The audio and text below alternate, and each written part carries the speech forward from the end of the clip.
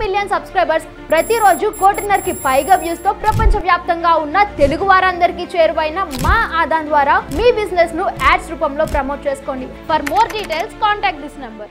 YS Jaganmohan Reddy సీఎంగా ఉన్నప్పుడు దాచుకో దోచుకో స్లోగన్తో దాచుకున్న ఒక లిస్టులో నుండి ఒక చిన్న పద్దును ఓపెన్ చేసి చూద్దాం. ఆ పద్దు ఏంటి, అందులో ఇరుక్కుపోయిన ఆ పద్దు ఏంటో బయటకు తీసి చూద్దాం. ఒకసారి ఏం దాచారు ఏంటి అనేది చూద్దాం.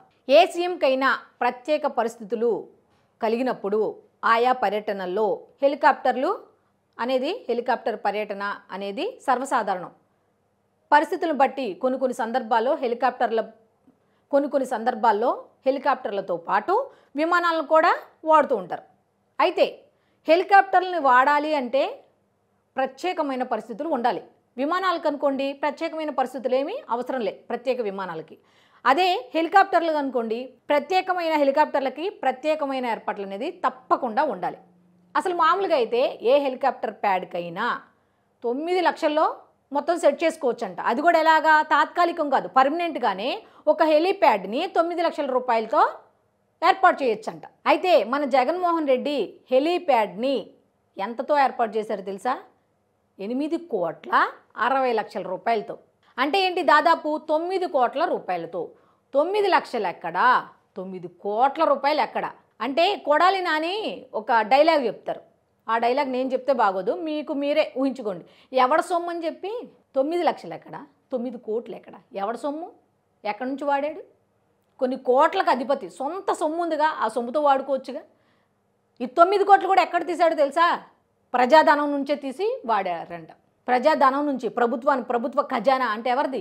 ప్రజల సొమ్ము నుండి, ప్రజల ఆదాయం నుంచి, ప్రజల కష్టార్జితం నుంచి ఆ డబ్బు తీసి 9 కోట్లు తీసి హెలీప్యాడ్కి వాడారంట. ఎంత విస్తుపోయే విషయం ఇది. 9 లక్షలు ఎక్కడ, 9 కోట్లు ఎక్కడ, ఎంత దారుణం. ఒక పద్దే ఇది, మనకు వెలుగులోకి వచ్చింది ఒక పద్దే. ఇంకా ఎన్నున్నాయో, చీకట్లో ఉన్న పద్దులు ఎన్నున్నాయో, ఇంకా లక్షలకి కోట్లకి ఎంత తేడా. ఇలా ఈ ఒక్కదానికే కాదు, ప్రతి పనికి కోట్లతోనే, ప్రతి పనికి కోట్లే. లక్షలు వేలు వాడిన దాఖలాలు ఎక్కడా లేవంట. అధికారులు సైతం విస్తుపోతున్నారు. ఏంటి డబ్బులు ఖర్చు పెట్టడం ఏంటి, మంచినీళ్ళ ప్రాయంగా ఖర్చు పెట్టడం ఏంటని అధికారులు సైతం విస్తుపోతున్నారు. ఏం చేశాడు ఈ డబ్బంతా, అంతంత డబ్బు ఎందుకు అనేది. ఇంకా ఆయన ఏమేమి ఖర్చు పెట్టాడో కూడా చెప్తాను మీకు, ఇంకా వివరంగా ఉన్నాయి, చాలా ఉన్నాయి. కాకపోతే ఒక పద్దును మాత్రమే ఈరోజు బయటకు తీసాం, దాని గురించి మాట్లాడుకుందాం. ఒక చిన్నవి కూడా ఒక 2-3 ఉన్నాయి. ఆయన దృష్టిలో చిన్నవి, మనకు మాత్రం కోట్లతో విలువైనవి కాబట్టి అవి కూడా చెప్పుకుందాం మనం. వేలు లక్షలతో పోయేదాన్ని కోట్లతో వాడాడు కాబట్టే ఇప్పుడు ఆంధ్రప్రదేశ్ అప్పుల ఊబిలో కొట్టుమిట్టాడుతుంది.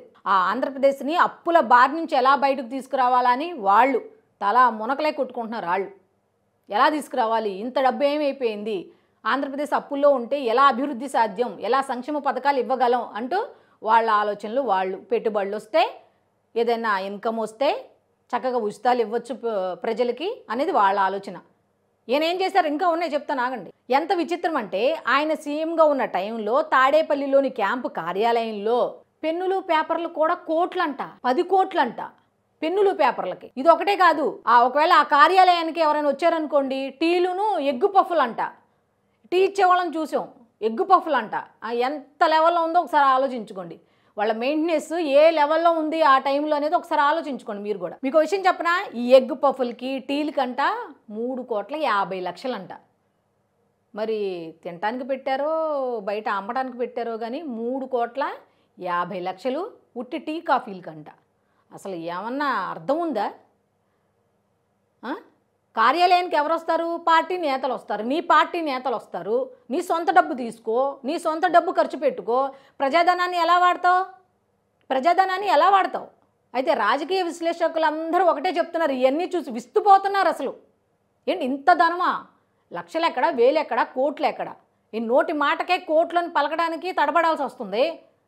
ఖర్చులు ఇంత దారుణమా? ప్రజాధనాన్ని ఇంత దుర్వినియోగం చేశారా? పోనీ అది పక్కన పెడితే, పోనీ పార్టీ కార్యాలయం నేతలు వస్తారు, లేకపోతే మంత్రులు వస్తారు, పోనీ అది విషయం పక్కన పెడితే, సొంత ఇంటికి కూడా మళ్ళీ ఇతన్ని ఏం చేసేస్తారనో కానీ ఆయనకు చుట్టూ కంచె. ఆ కంచె కూడా ఎంత పెట్టారనుకుంటున్నారు? 13 కోట్ల రూపాయలు. 13 కోట్ల రూపాయలు. ఒకసారి 3 సార్లు అనుకోండి, 13 కోట్ల రూపాయలు. ఏంటి ఆయన సొంత ఇంటికి సరౌండింగ్లో ఆయనకి భద్రతకి 13 కోట్ల రూపాయలంట. అయితే ఆ 13 కోట్ల రూపాయలతో ఇల్లు లేకుండా బాధపడే వాళ్ళకి ఎంతమందికి ఎన్ని ఇల్లు అందజేయచ్చు? ఒకసారి ఆయన ఒక్కడింటికి 13 కోట్ల రూపాయలంట. ఆ టైంలో ఇల్లు లేక ఎంతమంది బాధపడ్డారు? తిండి లేకుండా ఎంతమంది బాధపడ్డారు? ఒకసారి ఆలోచించండి. ప్రజాధనాన్ని ఎంత దుర్వినియోగం చేశాడు. ఇది ఒక్కొక్క పద్దు చెప్తుంటేనే అమ్మో అంటున్నాం. ఇంకా చీకట్లో బోళ్ళు ఉన్నాయంట. ఇక అన్నీ ఒక్కొక్కటి వస్తాయంట.